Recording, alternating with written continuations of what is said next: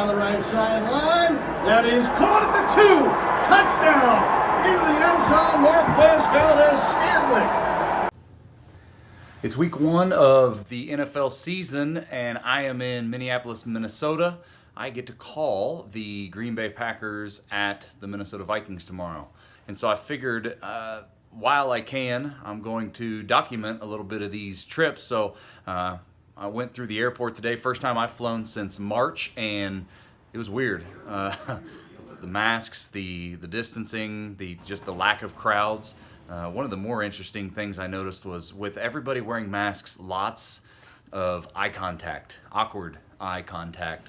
So that took a little getting used to, but nonetheless, I figured I'd kind of walk you through the travel to and from and a little bit of the process leading up to the game, meeting with the different people, the play-by-play guy and the producers and whatnot, getting to the stadium. Excited to see what the stadium environment is like, but then also excited to call this football game.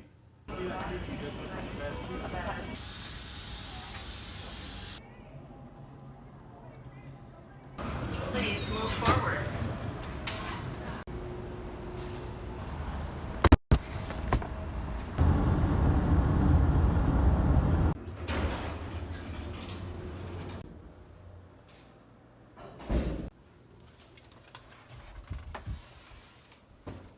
It's about midnight on Saturday night, and I spent most of the evening working here on my boards that I'll show you in a minute, but went to dinner with my play-by-play guy, Sean Kelly. I've never worked with Sean before. I've listened to him a lot, but tonight was just an opportunity for us to get together, talk about a little bit about the game, but mainly just to get to know each other a little bit so we can have some kind of chemistry for the game tomorrow. And had a great restaurant at a joint called Lindy's, I think was the name of it. Great steak, a great night tonight.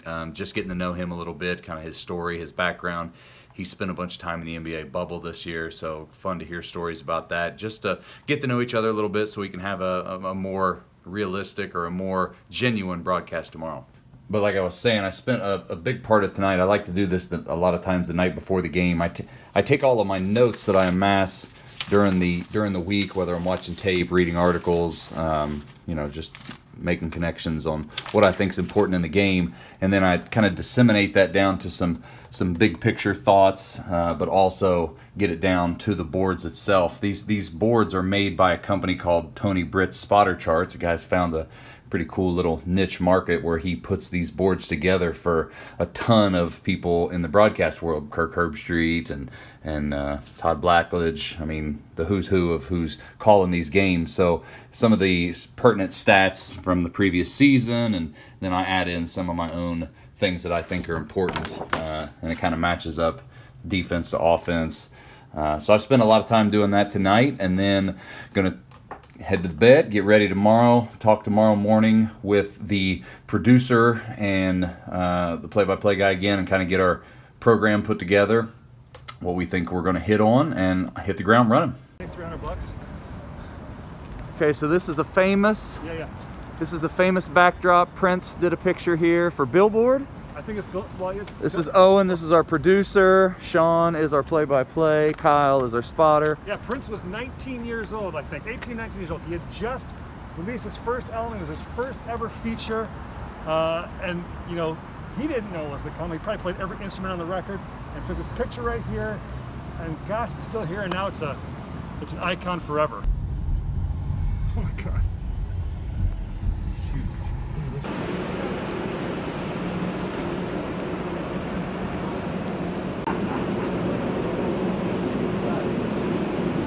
Also, right back there,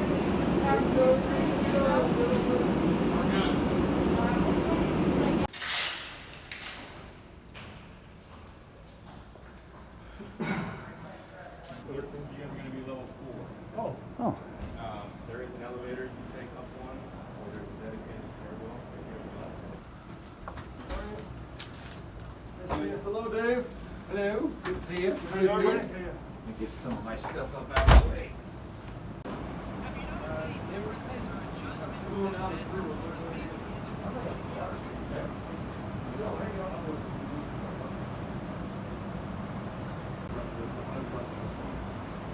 This is your first time here? Yeah. No.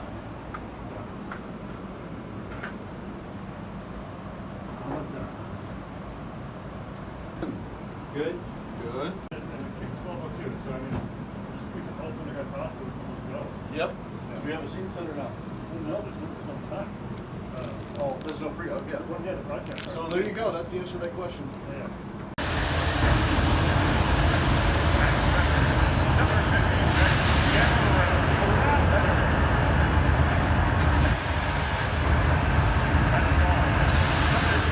A full wide here for Rodgers.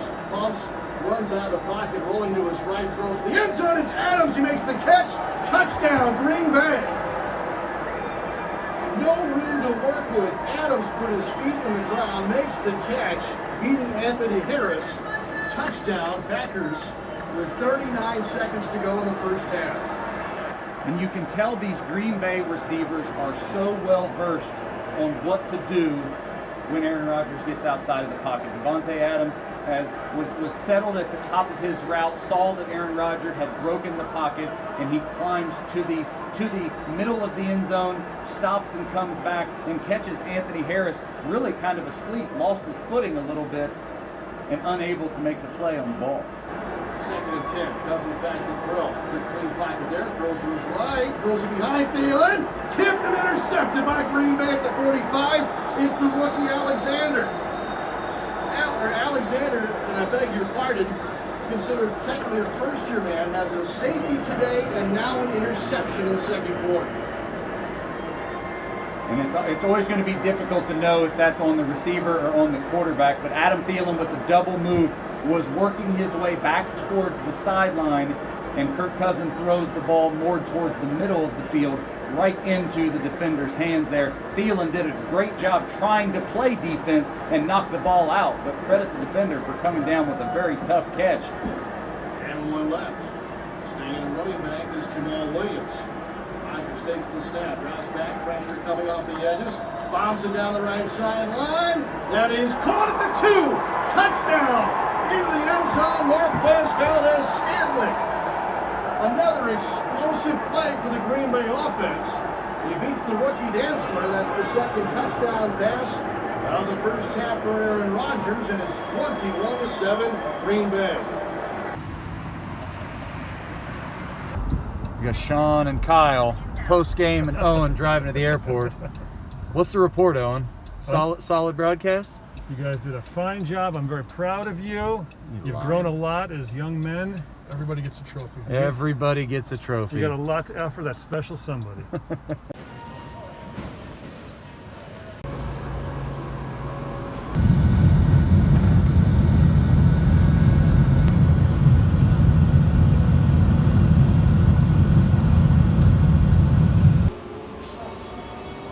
The next stop is for T-Gate. T as in Jane.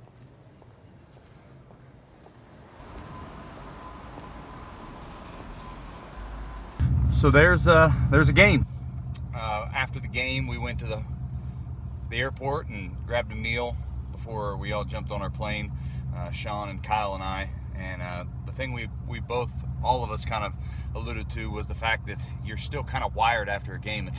It's kind of similar to after playing a game. You just feel kind of wired, and you're tired but wired at the same time. But a weird weekend, kind of a surreal weekend. But man, it was good to be there. Really glad and grateful to see what it feels like to be doing work, having these games in quarantine environment where no fans or limited fans are going to be there. So glad for that. Tremendous experience. Always eternally grateful for the opportunity to get to do what I do, and I hope you guys enjoyed it.